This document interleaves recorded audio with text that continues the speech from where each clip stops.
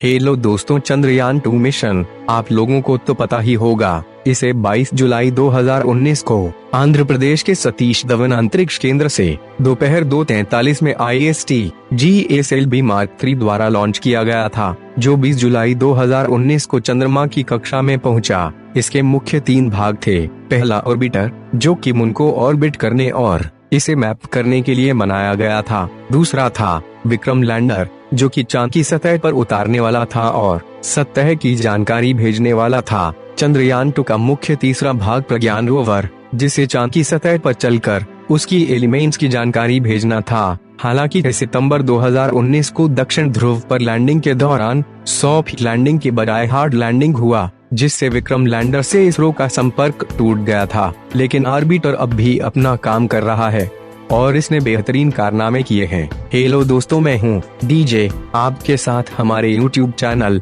The mysterious land में। तो चलिए आज का एपिसोड शुरू करते हैं। इसरो के चंद्रयान-2 को अब 1 साल हो चुके हैं। हालांकि चंद्रयान-2 के विक्रम लैंडर का काम तो सफल ना हो सका, लेकिन ऑर्बिटर अब भी चंद्रमा की ऑर्बिट कर रहा है और इसने 1 साल में 4400 बार चंद्रमा का ऑर्बिट कर लिया है और इसके सारे 8 इंस्ट्रूमेंट अच्छा काम कर रहे हैं। चंद्रयान-2 ने चंद्रमा के इमेजेस कैप्चर किए हैं, जिसमें एक क्रेटर दिखा। इसरो ने इसका नाम साराभाई के नाम से रखा। इसे 30 जुलाई 2020 को टेरा मैपिंग कैमरा 2 से लिया गया है। इसका आकार लगभग 8 किलोमीटर और 1.7 किलोमीटर गहरा है। यह क्रेटर अपोलो 17 और लूना 21 मिशन से लगभग 250 से 300 किलोमीटर ईस्ट में है। साराभाई क्रेटर लगभग 25 से 30 डिग्री एंगल का स्लोप से गहरा है। तो देखा दोस्तों, चंद्रयान-2 मिशन फेल नहीं हुआ, बस उसका लैंडर कामयाब नहीं हुआ। अगर भारत सही सलामत विक्रम लैंडर को चांद पर उतार देता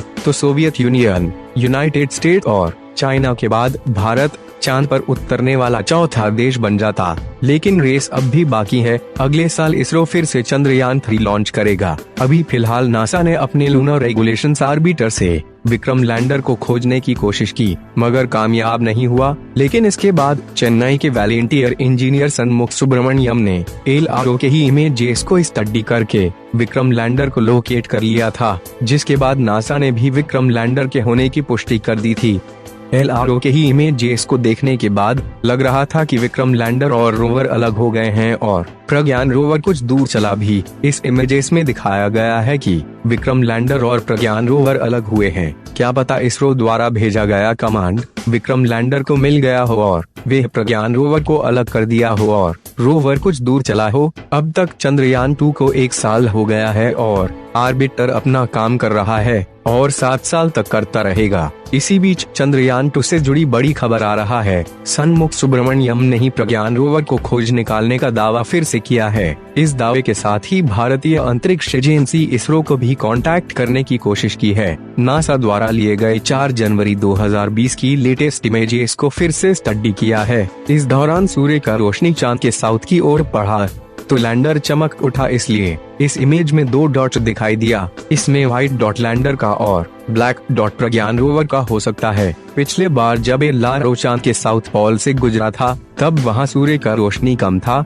इसलिए लैंडर को ढूंढने में कठिनाई हुआ। इस बार इस इमेज में रोवर के चलने का ट्रैक भी दिखाई दे रहा है। इसका मतलब यह है कि रोवर कुछ दूर तक तो चला ही है।